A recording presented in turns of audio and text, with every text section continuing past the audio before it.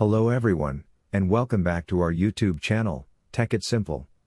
Today, I'm here with another video to show you how to download the Spendee application on your Android smartphone. First of all, just make sure that you have a stable Wi-Fi connection on your Android smartphone. So, what is Spendee?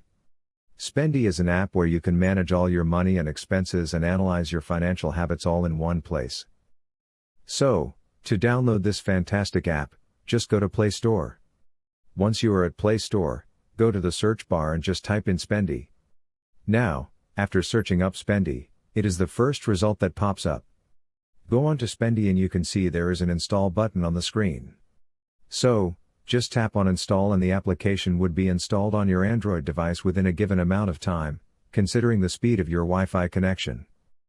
As you can see, the application has been installed on my device.